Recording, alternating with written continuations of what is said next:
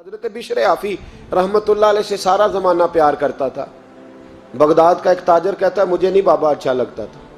ہمارا اپنا اپنا ذہن ہے نا، ہم کہتے ہیں میں نے جدھر ساری دنیا جا رہی ہے وہاں نہیں جانا، کہتے ہیں کہ وہ بابا مجھے نہیں اچھا لگتا تھا، حالانکہ سارا بغداد عزت کرتا۔ کیوں نہیں اچھا لگتا تھا؟ کہتے ہیں اس لیے کہ بابا نہ صرف فرض مسجد میں پڑھتا تھا، باقی نماز گھر جا کے۔ تو میں کہتا تھا اتنا ولی ہے تو باقی بھی مسجد میں پڑھے۔ کہتے ایک دن میں نے کہا جسوسی کرنی ہے اس کی، جو کہ اسلام میں منع ہے۔ کہتے حضرت بشر آفی رحمۃ اللہ علیہ نے جمعے کے فرض پڑھے، فرض پڑھ کے نکل گئے دوڑ کے۔ فرماتے ہیں میں پیچھے ہو گیا، میں نے کہا میں نے سنتیں چھوڑ دی ہیں پر اس کا پتہ کرنا ہے، سنت نفل بعد میں پڑھوں گا۔ کہتے ہیں حضرت بشر آفی جلدی سے نا ایک کباب والی دکان پہ گئے، وہاں سے کباب خریدے، اور میں نے کہا بوڑھے کی عمر دیکھو اور اس کے ذائقے دیکھو، اس عمر میں بھی کباب کھائے گا۔ اوئے ہوئے، مولوی کو روٹی نے ستایا تھا، اس لیے سنت اور نفل چھوڑ آیا ہے۔ کہتے ہیں تھوڑا سا وہ آگے بڑھے تو نان بھائی کی دکان سے نا نان خریدے۔ میں نے کہا دیکھو یار، دیکھو اس کے ذائقے، گرم نان کھائے گا۔ بہت سارے لوگ بغداد میں رات کی روٹی کھاتے پر یہ گرم کھاتا ہے۔ کہتے ہیں حضرت وہ نان اور کباب لے کے نا جنگل کی طرف مڑے تو میرے دل میں خیال آیا یار بڑا ہی اس آدمی کا عجیب ذہن ہے، یہ اب سبزے پہ بیٹھ کے یہاں موج کرے گا، کھائے پیے گا، اور سنت نفل چھوڑ دی، اللہ ہزاروں مرید ہیں۔ کہتے ہیں حضرت جنگل میں داخل ہوئے، تھوڑا سا سفر کیا تو کچی آبادی آ گئی۔ کچی آبادی، ایک کچے مکان کی ٹوٹا ہوا دروازہ، باہر سے کنڈی لگی۔ بغداد کے ننگے پاؤں چلنے والے ہزاروں مریدوں کے اس پیر نے کنڈی کھولی، اندر گئے، ایک فالج زدہ بابا جی بیٹھے۔ کہتے ہیں حضرت بشر آفی نے اپنی پگڑی کھولی اور اس آدمی کے منہ سے پانی نکل رہا تھا، رال ٹپک رہی تھی۔ کہتے ہیں پہلے اپنی پگڑی سے منہ صاف کیا، پھر پیالے سے پانی ڈال کے منہ دھویا، پھر حضرت اس کے ٹانگوں پہ کپڑا ڈال کے روٹی کا لقمہ توڑ کے اس کے منہ میں ڈال کے کہنے لگے بابا ناراض نہ ہونا، جمعے والے دن مجھے دیر ہو جاتی ہے، ابھی تو میں نے سنت اور نفل بھی پڑھنے ہیں، ناراض نہ ہونا، مجھے دیر ہو جاتی ہے۔ کہتے ہیں وہ بابا رو پڑا اور کہنے لگا بشر یار 14 سال ہو گئے تو روز آتا ہے، 14 سال، یہ 1 صدی کا قصہ ہے، 2-4 برس کی بات نہیں، 14 سال سے تو روز آتا ہے، میں پتہ نہیں کب تک لاش بنے پڑا رہوں گا، تو کب تک آئے گا؟ حضرت بشر آفی نے بابے کے آنسو پوچھ کے کہا بابا فکر نہ کر، آج کے بعد یہ جملہ نہ کہنا کہ تو میرے لیے بوجھ ہے۔ فرمایا لوگ سمجھتے ہیں کہ میں نے عبادت کر کے مقام پایا ہے، لوگ سمجھتے ہیں میں نوافل زیادہ پڑھتا ہوں، دنیا جانتی ہے کہ میری رات کی تسبیح زیادہ مضبوط ہے، پر میں ان میں سے کوئی بات بھی نہیں، میں تو تیری نوکری کرتا ہوں تو اللہ نے میری عزتوں میں اضافہ فرما دیا ہے۔ سوچ ہی صاف نہیں، نظریہ ہی ٹھیک نہیں، فکر ہی ٹھیک نہیں۔ اسلام نظریے کا مذہب ہے، سوچ کا۔ مسند امام احمد بن حنبل کی حدیث سنی، حضرت انس بن مالک فرماتے ہیں جب انسان نے روزہ رکھا ہوتا ہے نا تو روح ویسے ہی پاک ہوتی ہے اس کی۔ میں نے یہ سوچا کہ کچھ باتیں ایسی کی جائیں جس سے تھوڑی سی سوچیں بھی تبدیل ہوں، کچھ سوچوں کا وضو، سوچوں کا غسل، افکار و نظریات کی بھی بات ہو۔ ہم سمجھتے ہیں کہ شاید کثرت عبادت اصل ہے۔ اقبال کہتے ہیں یہ ذکر نیم شبی، یہ مراقبے، یہ سرور، تیری خودی کے اگر نگہباں نہیں تو پھر کچھ بھی نہیں، تیری خودی کے اگر، اور پھر عام چیز نہیں کہا یہ ذکر نیم شبی، سویرے سحری کا ذکر، یہ مراقبہ، یہ جو تو گھنٹوں اللہ کی یاد میں بیٹھا رہتا، یہ سرور، کہتے ہیں بے کیف عبادت نہیں، سرور والی، یہ ذکر نیم شبی، یہ مراقبے، یہ سرور، تیری خودی کے اگر نگہباں نہیں، اگر تیرے نظریے کو نہیں بدل سکے، تیری سوچ نہیں بدل سکے، تیرا ایمان مضبوط نہیں کر سکے، تیری خودی کے اگر نگہباں نہیں تو پھر کچھ بھی نہیں۔ اور خرد نے کہہ بھی دیا لا الہ الا اللہ تو کیا حاصل، دل و نگاہ، دل و نگاہ، دل و نگاہ اگر مسلمان نہیں تو پھر کچھ بھی نہیں، دل و نگاہ۔ اقبال کہتے ہیں ایک دل کا کلمہ پڑھ، دوسرا نظر کا کلمہ پڑھ، ان پہ پابندی لگا۔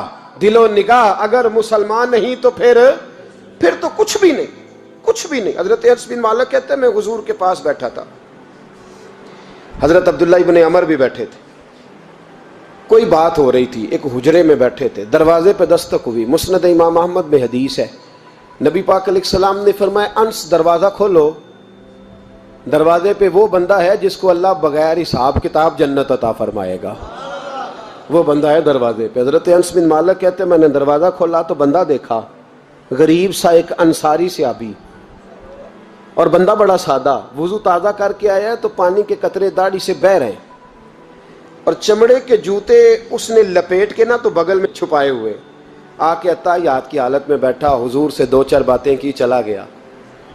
ہم اس کا رنگ دیکھتے رہے اور مصطفیٰ کا کرم دیکھتے رہے۔ اس کو حضور نے جنتی کہا ہے۔ کہتے ہیں اگلے دن اسی ٹائم اسی وقت ہم حضور کے پاس بیٹھے تھے، پھر دروازے پہ دستک ہوئی، حضور نے فرمایا دروازہ کھولو، دروازے پہ وہ بندہ ہے جسے اللہ بغیر حساب کتاب جنت عطا فرمائے گا، بغیر حساب۔ کہتے ہیں دروازہ کھولا، اور جیسے ہی میری نظر پڑی، بندہ بھی وہی ہے جو کل آیا تھا، اور انداز بھی وہی ہے جو کل تھا، اسی طرح پانی کے قطرے، اسی طرح جوتے بغل میں، السلام علیکم، کل حضور فلاں بات کی تفصیل پوچھنی مجھ سے رہ گئی تھی، غلطی ہوگی، دوبارہ آیا ہو۔ اس نے اپنی گفتگو کی، چند جملوں میں بات سمیٹی، چلا گیا۔ فرماتے ہیں اتفاق کی بات کہ دن تیسرا، بندے بھی ہم دونوں، میں اور عبداللہ ابن عمر۔ حضرت انس بن مالک کہتے ہیں دونوں بیٹھے تھے، سیم ٹائم سیم ڈے۔ پھر دستک ہوئی، حضور نے فرمایا دروازہ کھولو، اور مسکرا کے فرمایا دروازے پہ وہ بندہ ہے جسے اللہ بغیر حساب کتاب جنت عطا فرمائے گا۔ کہتے ہیں کھل اٹھے ہمارے چہرے، باہر گئے، دستک ہوئی تھی، دروازہ کھولا۔ فرماتے ہیں مجھے یقین تھا وہی ہوگا جو 2 دن پہلے آیا تھا، اور میرے یقین کے مطابق ہی کام ہوا، وہی بندہ تھا جو کل بھی تھا، جو پرسوں بھی تھا، حالت اور کیفیت اور انداز بھی وہی تھا۔ پانی کے قطرے بہہ رہے ہیں، اور اس شخص نے جوتے بغل میں دبائے ہوئے خدمت میں حاضر ہوا، بیٹھ گیا، بات چیت کی، چلا گیا۔ حضرت انس بن مالک کہتے ہیں تھوڑی دیر ہوئی تو حضور بھی تشریف لے گئے۔ حضرت عبداللہ ابن عمر مجھے کہنے لگے یار ویسے کتنے اس کے نصیب ہیں، کتنے نصیب ہیں، کوئی آیا لے کے چلا گیا، کوئی آیا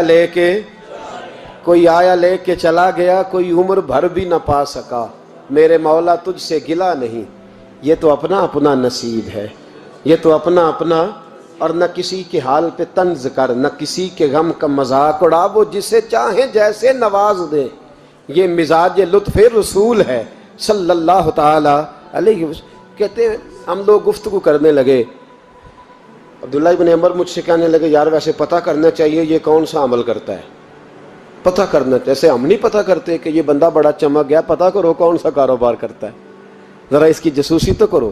اور بندے بھی بڑے سمجھدار ہیں، وہ سائیڈ بزنس نہیں بتاتے، وہ کہتے ہیں وہ جو میرا علیحدہ ہے وہ نہیں بتانا، کہیں یہ نہ شروع کر لے۔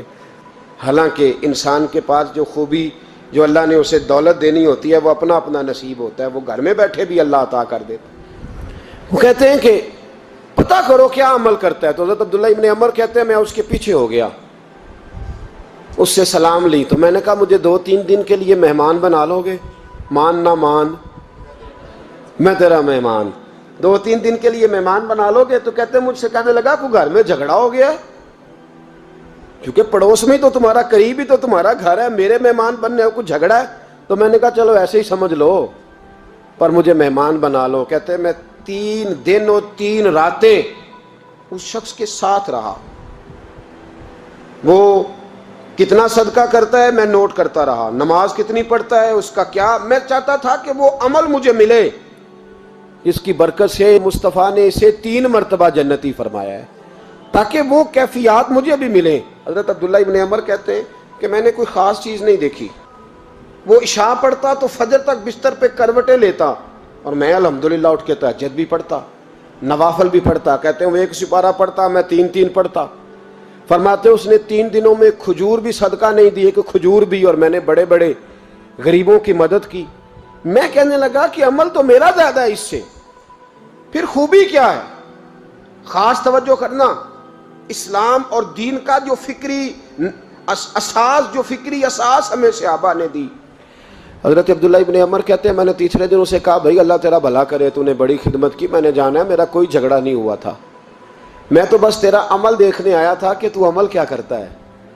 تو وہ صحابی کہتے ہیں مجھے کہنے لگے یار تو میرا عمل دیکھنے آیا تھا، مجھے بتا تو صحیح کیا نے، اور کیوں دیکھنے آیا میرا عمل، تجھے کیا ضرورت پڑی میری جاسوسی کی؟ تو کہتے ہیں مجھ سے جب اس نے سوال کیا تو میں نے اس کو کہا بھائی تو 3 دن آیا نا ہم بیٹھے ہوئے تھے؟ کہا ہاں میں آتا رہا ہوں۔ کہا 3 دن نبی پاک نے فرمایا اللہ تجھے بغیر حساب کتاب جنت عطا فرمائے گا۔ تو میں چاہتا تھا کہ میں ذرا جاسوسی کروں، ذرا دیکھوں، کھوج لگاؤں کون سا ایسا عمل ہے، آپ بھی ذرا دھیان دیجئے گا، کون سا ایسا عمل ہے، حالانکہ تو عشاء پڑھتا ہے اور اٹھ کے فجر پڑھتا ہے، میں تہجد بھی پڑھتا ہوں، تیرا سپارہ 1 ہے میرے 3 ہے، کون سا ایسا عمل ہے جس کے سبب تجھے جنت ملے گی؟ کہتے ہیں وہ صحابی کہنے لگے یار کوئی ایسا عمل نہیں، کوئی شے نہیں، میں اس قابل ہی نہیں، من نانم کے من دانم، جو میں ہوں مجھے پتا ہے۔ کہا پھر کوئی بات تو ہوگی، تیری مہربانی بتا دے، میں نے 3 دن 3 راتیں محنت کی ہیں، بتا دے۔ کہتے ہیں وہ کہنے لگے اگر تجھے بتاؤں نا تو پھر سن، میں جب رات کو سوتا ہوں تو اپنے دل پہ نظر ڈالتا ہوں، اور سویرے جب اٹھتا ہوں تو پھر اپنے دل پہ نظر ڈالتا ہوں، موبائل پہ نہیں، کنجی پہ نہیں کہ چابیاں کدھر ہیں، بٹوے پہ نہیں، میں رات کو سوتے ہوئے بھی اپنے دل پہ نظر ڈالتا ہوں، سویرے اٹھتے ہوئے بھی میں سب سے پہلے اپنے دل پہ نظر ڈالتا ہوں۔ فرماتے ہیں الحمدللہ میرے دل میں کسی کا حسد نہیں ہے، کسی کے بارے میں کوئی کینہ نہیں ہے، کوئی کسی کے بارے میں میل نہیں، میں اللہ کے ہر بندے کے بارے میں سوچ، نظریہ، فکر اچھی رکھتا ہوں۔ اور فرمایا میں تیرے بارے میں بھی عبداللہ یہی سوچتا ہوں کہ تو مجھ سے زیادہ نیک ہے۔ الحمدللہ اس وقت بھی میرا ذہن یہ ہے کہ انس بن مالک مجھ سے زیادہ پرہیزگار ہے، اس وقت بھی میری سوچ یہ ہے کہ محبوب کے سب صحابہ میں سب سے کمزور میں ہی ہوں۔ نابد عبداللہ ابن عمر کہتے ہیں میں نے اس کا ہاتھ چوما، میں نے کہا سمجھ آ گئی ہے، تیرا نظریہ، تیری سوچ پکی اور سچی مسلمان ہے، تو دل اور روح کا مسلمان ہے، تو نظر اور روح کا مسلمان ہے۔ یہ سبب ہے کہ اللہ کے رسول نے زمین پر چلتے ہوئے بھی تجھے 3 دفعہ جنت کی بشارت عطا فرما دی۔